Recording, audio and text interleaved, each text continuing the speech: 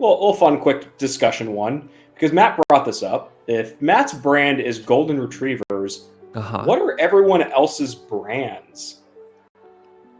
I mean, mine's just coffee. That's pretty easy. Paul. Yeah, I mean, I guess my brand is like weird tech stuff tends to be it, even though,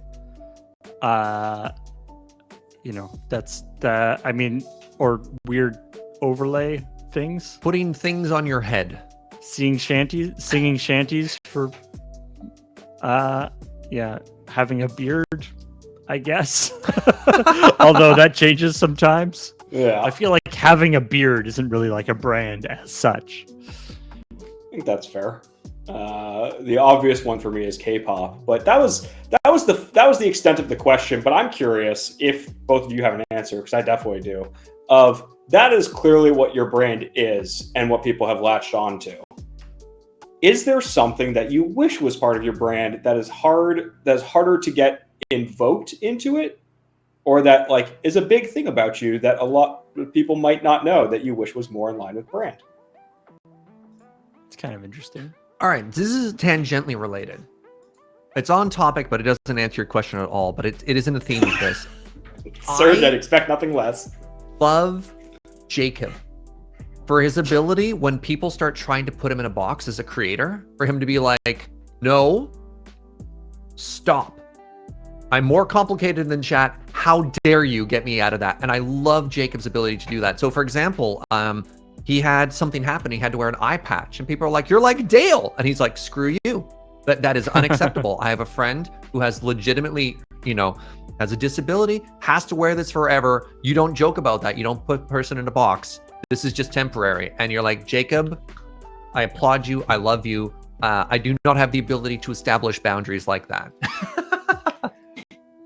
I get that, because there's definitely real talk time. There's definitely some times where I really wish that like elements of what is brand is like, I have a lot more to me than that. Like K-pop is absolutely something that is part of brand that I've moved so far away from in most of my life. Oh God, I hit the wrong camera.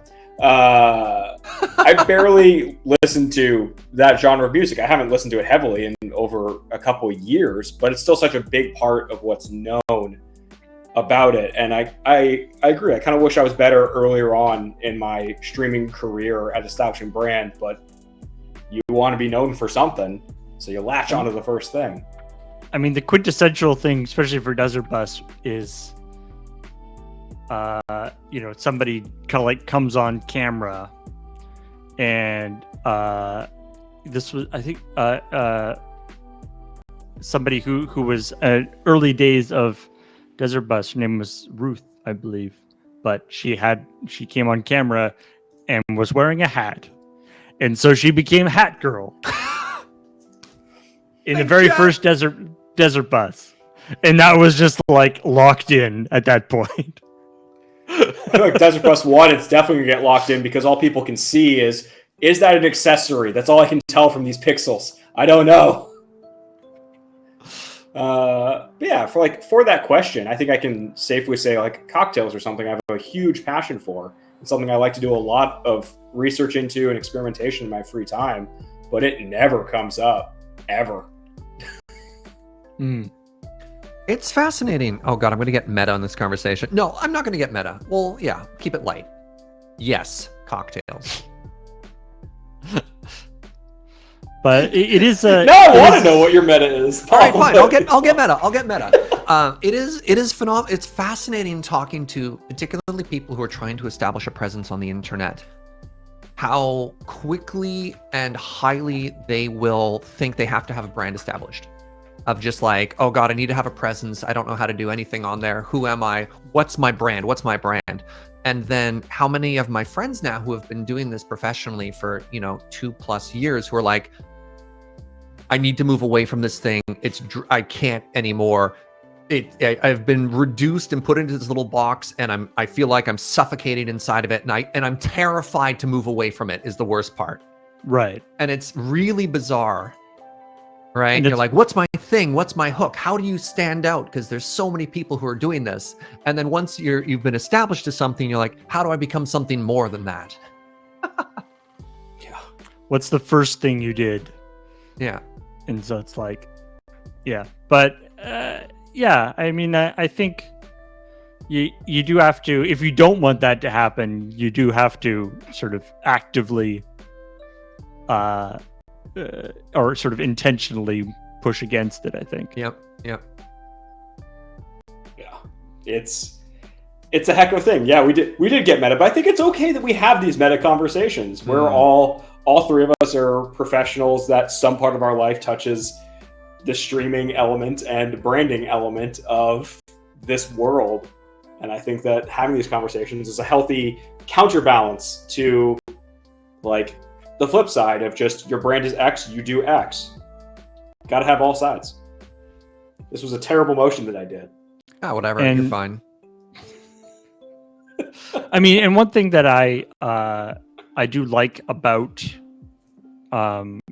streaming with Loading Ready Run, streaming as Loading Ready Run, is that there is a slight remove of that. Like it's, streaming like Surge or Ben or whoever streaming as part of Loading Ready Run is a distinct thing from Surge on his own channel or whatever.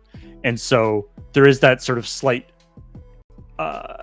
remove that it's like this is a Loading Ready Run thing. Loading Ready Run kind of has its own vibe that obviously also has changed a fair amount over the years, but that people have I feel like in some ways making it the nice thing about streaming when you are sort of doing as a collective or and a sort of a variety streamer thing,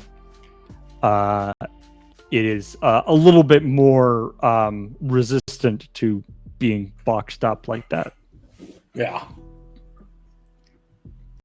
But obviously, when you are sort of people are only seeing a certain aspect of you when you're streaming and stuff. That's you can't, everybody has all sorts of facets themselves that they may not even want to show Oh yeah. off, and that's totally fine too, right?